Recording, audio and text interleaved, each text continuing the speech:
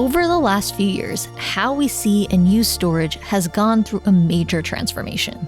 We no longer carry around those bulky hard drives, and we're less concerned about running out of space. Instead, we simply upload everything to the cloud. It's an invisible, broad infrastructure that feels never-ending and sometimes appears too good to be true. It's a dream come true for most people. But for someone like John Davis, the Vice President of Public Sector at Palo Alto Networks, the cloud isn't this amazing, perfect thing. Quite the opposite, in fact. Instead, John sees a technology littered with unknowns and filled with potential threats. On this episode of IT Visionaries, John returns for his second appearance on the show, and he updates us on his new role, what some of the best practices are for preventing data breaches, and he tells us why zero trust isn't just a buzzword. Enjoy this episode. IT Visionaries is created by the team at mission.org and brought to you by the Salesforce Customer 360 platform, the #1 cloud platform for digital transformation of every experience. Build connected experience, empower every employee, and deliver continuous innovation with the customer at the center of everything you do. Learn more at salesforce.com/platform. This podcast is created by the team at mission.org. Welcome to another episode of IT Visionaries. I'm Ian Faison, and we are joined today by a special guest. We brought him back again. The interview's so nice, we had to do it twice here. John, how are you? I'm doing great, Ian. I really enjoyed the last time. I thought you had some great questions, and I'm looking forward to round two and honored to be asked back. Yeah, and we're super excited to have you back, telling some of the fun stories of your time in the Army and Cyber Command. We know our listeners really like that, and this time, we wanted to get into more of what you're doing at Palo Alto Networks. For those of our listeners who don't know, you're the Vice President of Public Sector. What does that mean? What does your kind of work entail? If I boiled it down to a sentence, Ian, it would be the same thing that I described to you in our last podcast. And that is, my job is to go out and create and maintain trusted advisory relationships with leaders in organizations, both the public and the private sector around the world, and to help them with their cybersecurity challenges so that they can fight this very serious cyber threat that we all face. So we're in 2020 now. We have a lot of technology leaders that, are listening to the show, thinking about data breaches, thinking about data breach prevention. What are some of those best practices that you're seeing? What are some of the things that people are doing or that companies should be doing to prevent data breach? All right. Well, just to remind you, the last time we spoke about this, and I'm going to give you an update on it, by the way. But the last time we spoke about best practices, I talked about four things. One, basics matter. Just doing the basic standards, discipline, hygiene, whatever you want to call it. That, to me, actually makes it very difficult for 80 to 90% of any type of cyber threat to get through and be successful. The second was about a mindset, and that was a prevention mindset. Not that detection and response and remediation and resilience and all those things, not that they're not important. They're definitely important. But if you have a prevention mindset, then for that remaining 10 to 20%, it allows you to deal much more effectively with the threat that remains that can get through the basics. And it allows you to reduce the workload for detection, response, remediation, et cetera. The third was better use of some of the innovations that are out in the industry now: automation, software-based advanced analytics like machine learning, big data analytics, deep learning, behavioral analytics, and eventually, as you wrap all that stuff into the term called artificial intelligence, AI. But it's really about fighting machines and software, which is what the threat is today with machines and software. And the fourth was about understanding how threats operate. And these were the steps in the attack process so that you can really give the defender an opportunity to see and stop a threat as it goes through that process before it reaches the successful conclusion. I think those are still best practices. But what I'm seeing today is I'll rephrase how to look at those. It's all wrapped up in the successful organizations that I talk to today I'm seeing a move away from three different legacy type approaches to cybersecurity towards modern, innovative approaches.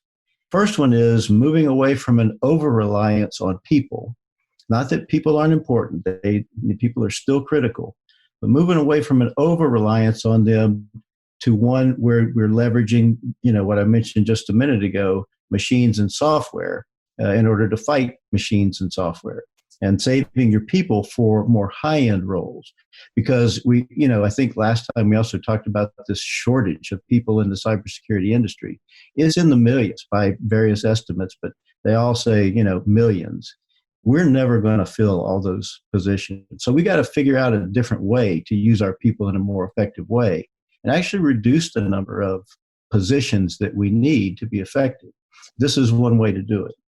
The second is to move away from an approach that many organizations unfortunately still do, and that's from the outside in, building a strong perimeter and then assuming that everything inside that perimeter is secure. It's just not anymore. There are too many ways for the threat to get around, the traditional moat.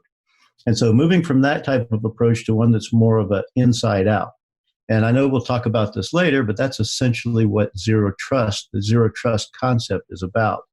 And understanding the way modern technology works in an enterprise IT environment. And it's not based on where traffic is coming from and going to, the traditional port and protocol. It's based on what users are doing with applications, content, data, and devices. That's the way that you have to build the zero trust approach. And then the last thing I would say is a move away from the traditional on-premises or on-prem type environments where all your stuff is physical and it's there and it's stationary. Everybody's moving to the cloud of some type: public, private, hybrid, multi-cloud, SaaS. The really good organizations are leveraging innovations that are happening now in cloud capabilities and making it so that, there used to be a big fear about cloud. I think it's actually a more secure environment if you do things right. And the organizations that I talk to that are successful are increasingly doing things right. Yeah, let's start with that then. What are organizations doing right? Because, we have talked extensively over the last, 150 plus episodes about cloud, about how many folks are moving from, have some sort of cloud capability now. We recently spoke with some senior leaders that are 100% all cloud now, that have zero on-prem anymore. And then some of the companies that are kind of like younger and built in the cloud, obviously, don't really have anything on-prem. So this is obviously something that everyone needs to secure. How much do the cloud providers secure versus things that you need to secure yourself? Well, there is what we call a shared security model. I'll describe that in a minute, but first let me talk about the risks associated with the cloud. There are risks, even though what I said before was cloud is becoming more and more secure. Just like everything, there are risks, including the cloud. The innovation that's been taking place recently around cloud technologies, I think it's very important to talk about that. And I think that this idea of moving away from the legacy on-prem to cloud, that azimuth is, we're not going to change it. And the reason is because cloud offers immense advantages in scale, speed, and cost. And those are things that, when it comes to decision making in any organization, including government and military organizations, those are important decision factors. So when an organization is, on its journey to the cloud, they have to deal with access, connecting users and transport data to and from the cloud. It's SaaS applications, software as a service applications, to discover and control the use of third-party apps that might be running in the cloud. And increasingly today, it's about cloud applications, things that are designed, built, deployed, and run in the cloud. And if you look at how, cloud's defining how apps are built now, 8 out of 10 enterprise apps today are cloud-enabled or cloud native. 1 out of 2 enterprises will use containers this year in the cloud. And about a fifth of the organizations that we're aware of will be embracing serverless computing for cloud this year. And I think it was Gartner that had a recent report that said over 80% of cloud users are leveraging two or more cloud providers, which means most organizations are multi-cloud. And we're finding most organizations are also pursuing hybrid solutions. So part on-prem, part cloud of varying types, including this, what I described a minute ago about multi-cloud environments. So here are the key challenges. When you're looking at all these dynamics, these are the challenges when it comes to managing risks in the cloud. Number one, you can't see everything, lack of visibility. Number two, a lot of technology was originally built in isolation. So there's the fragmentation of the tools available to effectively manage risk in the cloud. Compliance. Compliance isn't security, but compliance is a big factor, a required factor for a lot of organizations. And it can be very, very complex in a cloud environment. So organizations are struggling with that. And the cloud itself, as I mentioned before, speed is a challenge just because things happen very, very quickly and very in a very agile way in the cloud. And then detecting and responding to threats effectively and efficiently is a challenge. And so you can't just, in the military term, lift and shift your on-prem security approach and use it in the cloud because, it's a very different challenge in a very different environment. Yeah. So we have a threat intelligence unit, Unit 42, and according to them, these are some of the things that people are dealing with in terms of vulnerabilities and risks. 24% of exposed public cloud hosts have known vulnerabilities. 28% of organizations that we know of communicate with known malicious command and control domains.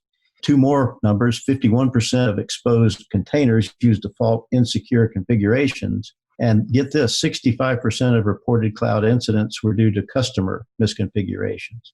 So, getting back to the question you asked about who's responsible for what, in a shared security model, most people think, hey, if I'm going to use a cloud service provider, they've gotten really good at securing the cloud.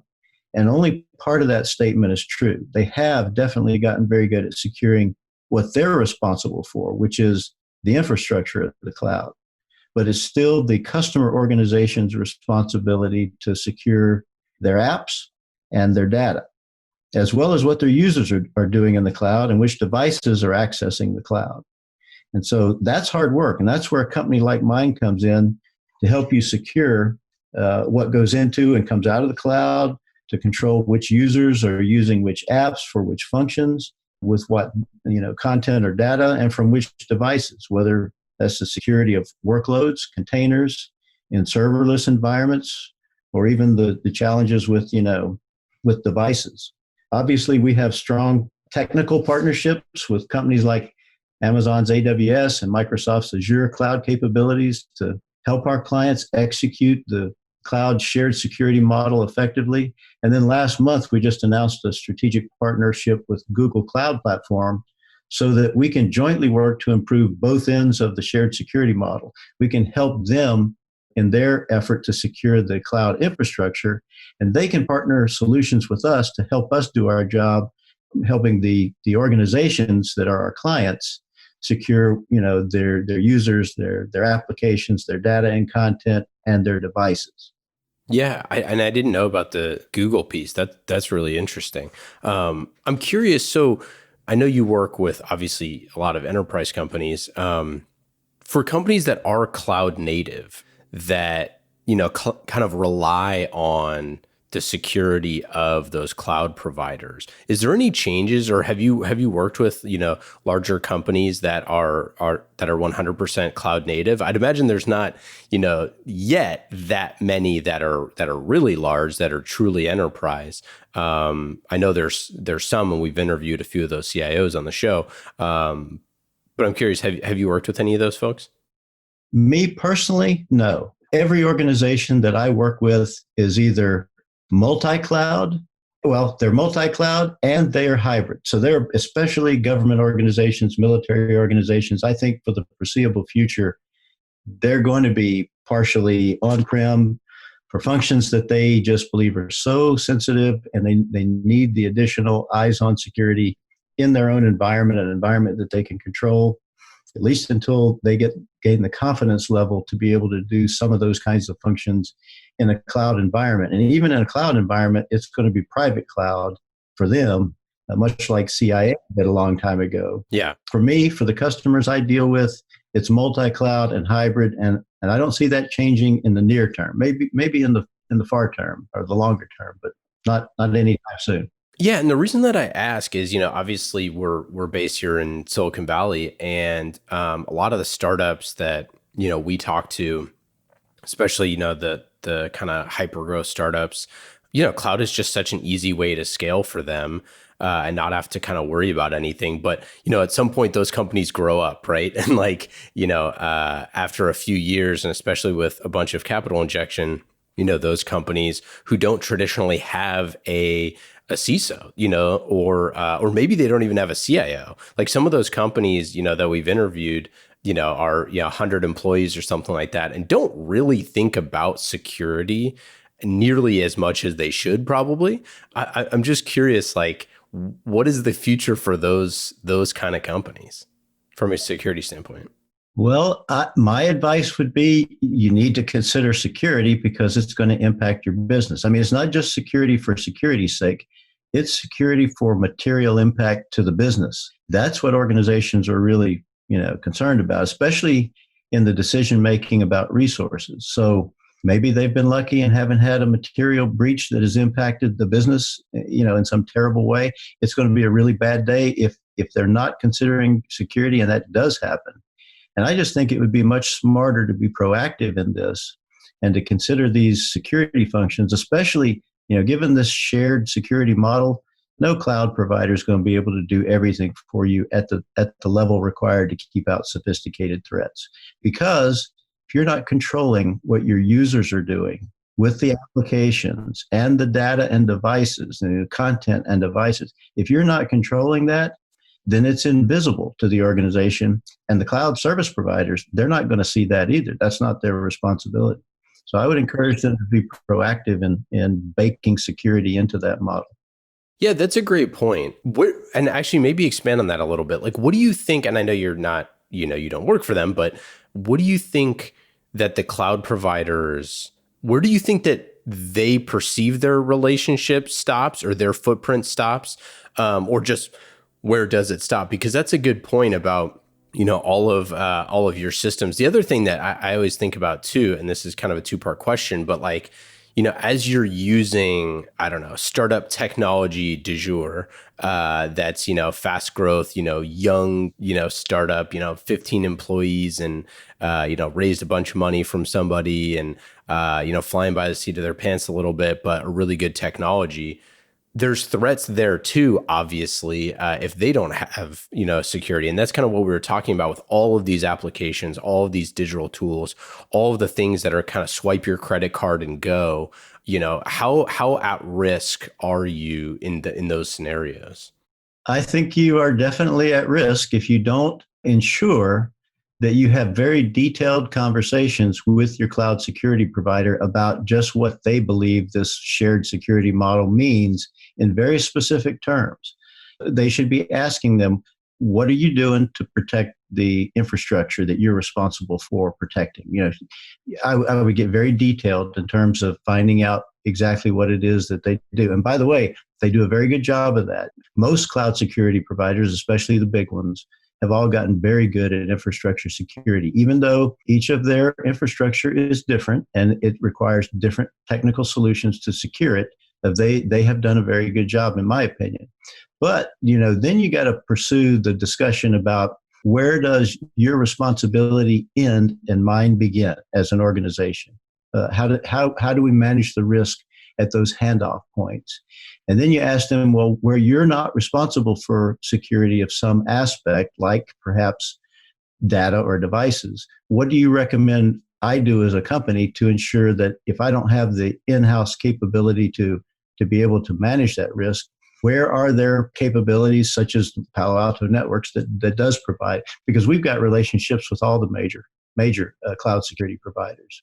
So they would be prepared to answer your questions if you were talking about us. With other companies, I don't know. I mean, I don't have insight into that. I would assume it's the same type of thing because so many security companies are partnering with the cloud service providers to provide solutions. But I can only talk about the way we approach it. But our approach is essentially to be able to give you continuous, complete, and most importantly, consistent visibility and protections so that in a cloud environment, everything that you are responsible for doing in a cloud environment that you would be responsible for doing in your own on-prem physical environment, we give you the capability to do that in the cloud environment by working out the technically engineered solutions with the cloud security provider, as well as working out the fine granular control over, and we'll talk about zero trust in a minute, but this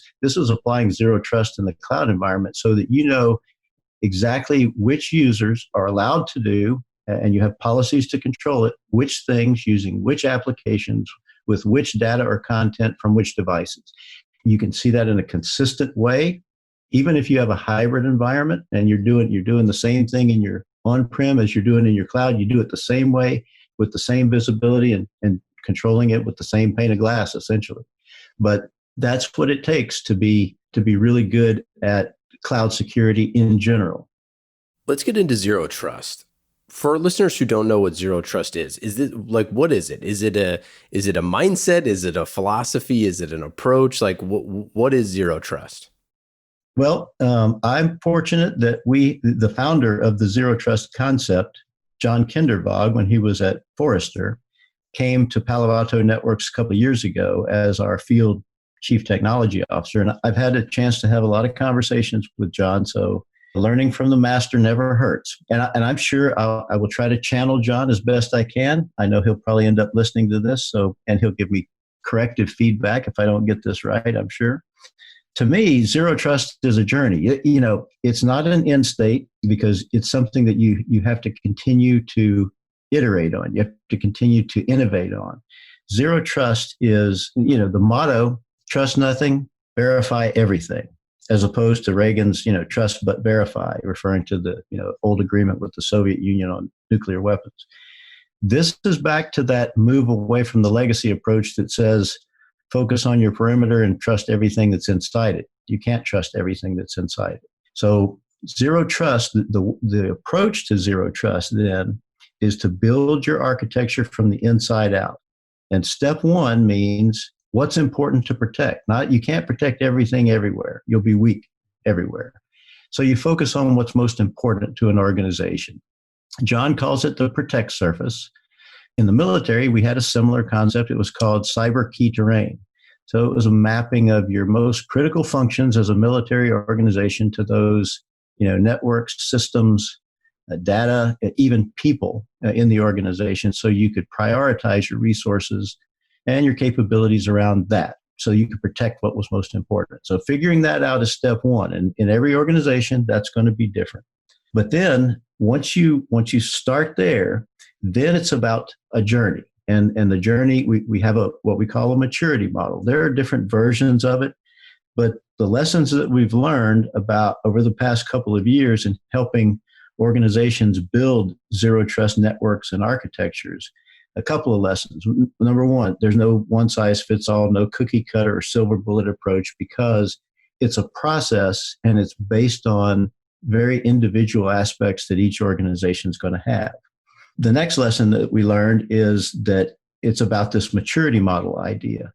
And we have seen that the first 80% of the journey to get to a zero trust architecture, it deals with what I talked about earlier, identifying applications, identifying users, putting the users in small functional buckets, authorizing applications for each bucket, and deploying the user policy for all the buckets. It's easy to say that, very difficult to do that, but that's the next step after you have identified what's important to protect. And we think that gets you about 80% of the way there. The next, to get to the 90% solution, now you got to do that with devices. You've got to identify devices. You got to put each device into small functional buckets. Then you got to define which buckets can talk to each other.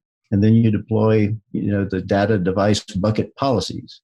And you never get to 100% because your technology is going to change, your enterprise environment is going to change, your users, devices, data, content's going to change, and the threat's going to change. So, what you get to is a point where you can manage risks because it's never going to be a trusted environment. That's the concept. It's zero trust.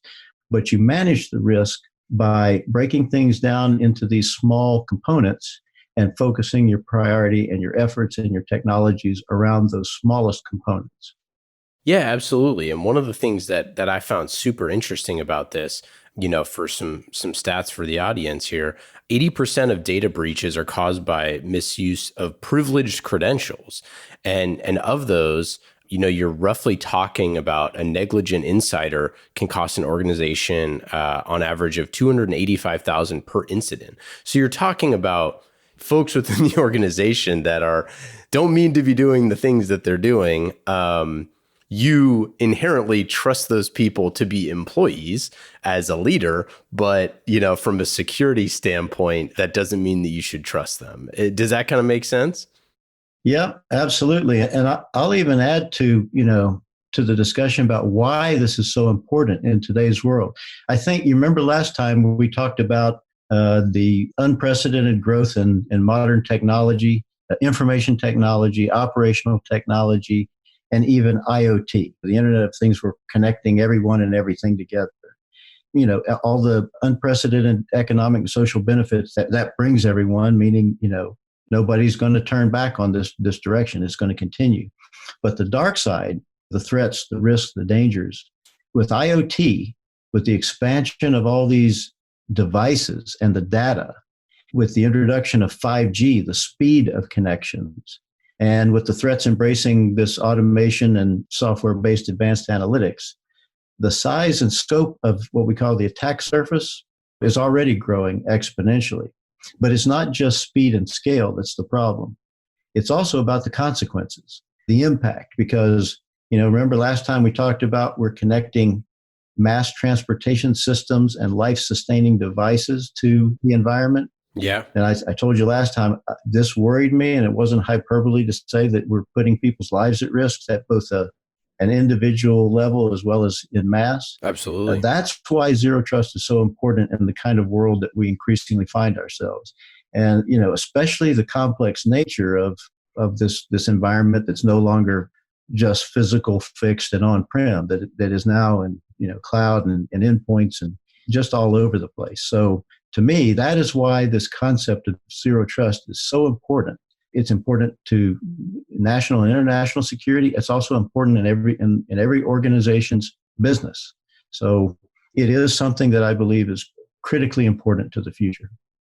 One of the facets of this is obviously AI and machine learning, which we talk about a lot on the show. And it is something that, AI and machine learning means a million different things. So speaking about it broadly and generally, there's obviously millions of complications with how AI and machine learning will work within network security and affect security teams. How do you think that security teams should be looking at AI and machine learning? How do you think that it'll change the way that they operate? Well, this is once again part of the move away from legacy approaches, i.e. people and a very reactive human-based response to machine software and preventative and automated approaches. For me, it gets back to understanding that cyber threat attack process, which we discussed last time. And this is why I think from a security perspective, the use of automation and software-based advanced analytics can level the playing field between offense and defense. And even, I believe, give temporary advantages to the defense when you can see and stop threats at one or more of those steps in the attack process before it can achieve a successful attack. So I believe it holds promise to enable prevention of most attacks, and where it can't, it still can limit the impact or damage in the least. So even in the modern challenge we have today with this more complex enterprise environment with cloud, IoT, 5G, virtual capabilities, mobile, even in that complex environment. But the only way to see and stop a threat before it's successful is with, as I mentioned before, and I think I mentioned this in our last podcast, you got to have that complete, continuous, and consistent visibility and protections across the entire landscape. And if you're not, it's got to all be integrated together. Otherwise, you're looking through this very complex threat. You're looking at it through individual soda straws and you're only getting bits and pieces, which require more and more people to integrate and orchestrate. So the way you have to take this approach towards automation and software-based advanced analytics is a package approach to combine all these individual technologies. And they were all originally created to solve only one piece of the problem, one step in the attack process. And you got to combine that into a more holistic technical package. And doing that requires automation and making sense of the data at scale and at the speed required to stop a highly automated threat. That also requires the use of software-based advanced analytics like big data analytics, machine learning, especially unstructured or unsupervised machine learning, where you have enough of the right kind of data to be able to just tell the software, you don't have to tell it what to look for, you feed it the right kind of data and it learns on its own. And I put all that under the umbrella of AI, which, we're all working towards. Yeah, I was just going to say, I think one of the challenges here, and we've talked about AI and machine learning, a bunch on the show, is just kind of from a blocking and tackling standpoint, like just budgeting, right?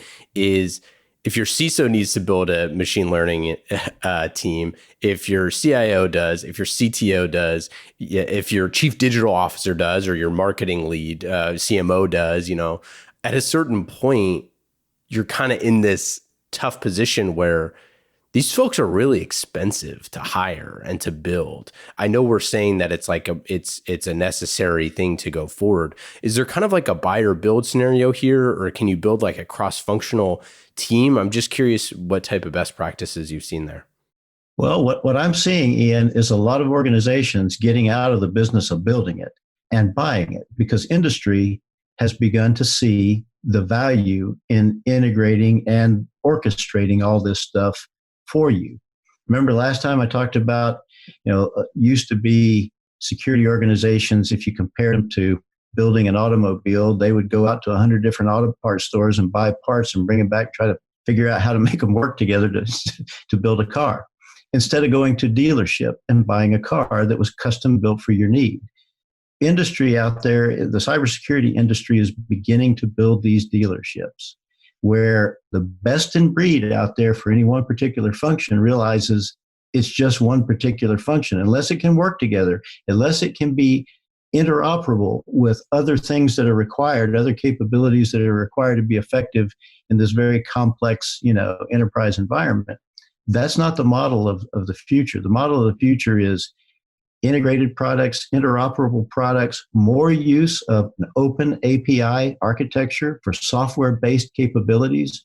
For example, in our company, we believe we have so much data from more than 67,000 client organizations in more than 150 countries around the world. That translates to billions of users. We're collecting all of this data. It's indicators of compromise and it's contextual information. It's not PII. It's not, not the stuff that triggers liability and security concern or privacy concerns, but it's that kind of data to the tune of petabytes. Well, our model is, and I think there are a growing number of companies that realize this, is with all that data from the right places, from enterprises, from cloud environments, from endpoints, from IoT devices, with all that data, if we open that up through an open API, model, and we even allow third parties, competitors, organizations, if they want to build their own security function as a software package, if we open that up and allow, so if you're a company and you have Palo Alto Networks, but you also have Fortinet, well, you want to keep your Fortinet because you like what you're getting. And well, we believe we should open up our database to that capability. If it's employed as software, not hardware, but software capability to run whatever function it is, behavior analytics, traditional perimeter security, data center security, endpoint security, whatever it is, we believe that's the model of the future because all this stuff has to work together. And the more that we can make it easy for our customers to do that, to let us do that for them, the more we think in the end that they're going to find value in that. even if it's with competitors in the same environment, even if they're building their own types of capabilities like government tends to like to do, and integrating that, and running that on top of our data as software as a security service, that kind of a model. So we see that as the way of the future, and we're trying to make that a reality. We have made that a reality. And it's not just with network security. We believe the same model applies to security operations centers and the analytic work that SOC analysts have to do in terms of detection, investigation, automation, and response capabilities. We think all that ought to be automated, and it ought to be an open architecture where if you want to use a third party or competitor capability in your environment, and we've got the ability to stitch that together, which we do under SOAR, security orchestration, automation, and response capabilities, then fine. We don't care. What we care about is making it as easy and agile as possible for the client, because otherwise you're never going to get out of this people problem. And that's what we're trying to help organizations get out of, which is, by the way, is where they spend most of their money is on people. Yeah, absolutely. It's a precarious world in IT and cybersecurity for that exact reason, that you can't just kind of keep throwing bodies at it when the attackers aren't going to do that. You know what I mean? They're going to find the cheapest option as well to do what they're doing. Absolutely. That's what's happening on the threat side. Okay. So final question before we get into just some additional lightning round questions. Palo Alto Networks is a military-friendly employer. Obviously, we were both Army guys. I think you outranked me by by a little bit as a retired Major General. I was just a lowly captain and a staff captain a lot too. So really just taking my beatings. Hey, I had my best times as a captain. Yeah, me too.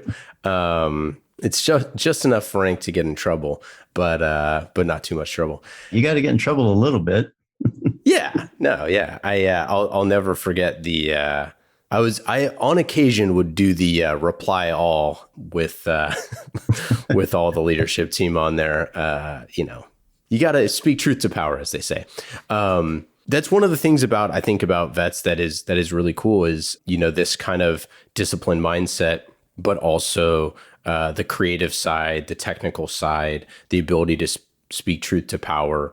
There's a lot of skills that I think people don't really realize, veterans have, and specifically in cybersecurity and IT, where there are people in the military that focus on those things, but there's also a lot of people in the military like me who didn't specifically work on those things, but had a lot of skills because of such an advanced threat level, having a secret or top secret security clearance, understanding how, security works and safety and all those sort of things. So you kind of have it baked in.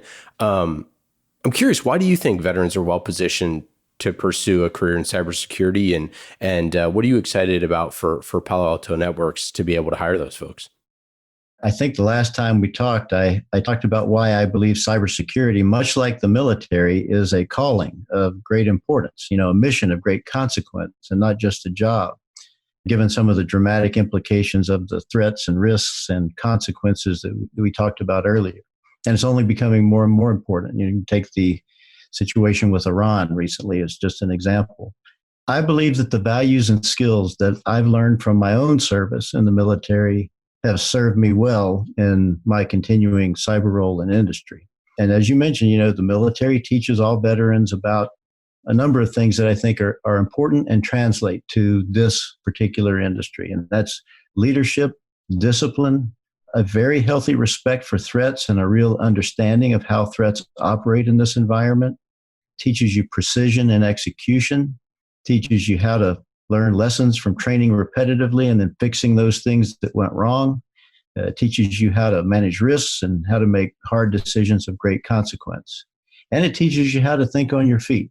I think all of those are very important in the field of cybersecurity, and I think they certainly translate directly to that which is required to excel in the field of cybersecurity.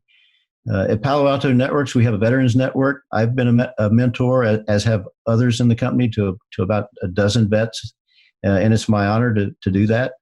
We believe in attracting vets to the cybersecurity industry, and we recently rebranded our veterans training program. It's called Second Watch as a free training and certification program.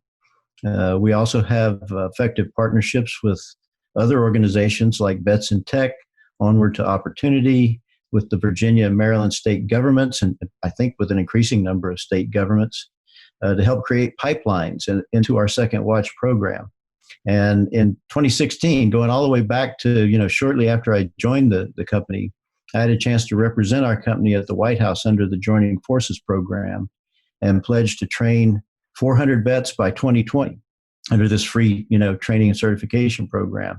And we exceeded that goal last year, and we continue to move forward. So I'm very proud of what we're doing. It's not enough, 400 trained vets is a drop in the bucket for what's needed, but I am very proud of what the company is doing, doing its part. That's awesome to hear, and we'll definitely link up, those things so folks on here, leaders can point people in the direction of those training and opportunities, because they're truly life-changing. And I've talked to a bunch of folks that have been through them, and it can give you kind of that mission and that purpose for some work that's really rewarding. So kudos to the entire team at Palo Alto Networks and, the military leadership, former military leadership that were able to facilitate some of those things. All right, let's get into our lightning round. We've done this before already, so we're just going to do a couple questions. As always, the lightning round is brought to you by our friends at Salesforce. The Salesforce Customer 360 platform is the #1 cloud platform for digital transformation of every experience. Go to salesforce.com/platform to learn more. We love Salesforce. Check them out at salesforce.com/platform. Lightning round questions. John, are you ready? I hope so. Number 1, what is your favorite animal? Oh, wow. Well, I have to tell you that I live now out in the middle of nowhere, and our property, we have deer, squirrel, hawks, raccoons, possum, vultures, wild turkey. I love them all. I mean, it's just great. We've set up a trail cam. Oh yeah. And we occasionally put food out, and we watch them all. It's amazing. They all seem to get along. You'd think they'd kill each other, but they do fight and they chase each other, but they seem to figure out a way to survive together. We even have a black bear that occasionally wanders through, the area, which we've caught on camera before. It amazes us at watching the trail cam footage of these various critters, all potentially life-threatening to each other, but somehow figuring out a way to get along. That's pretty amazing.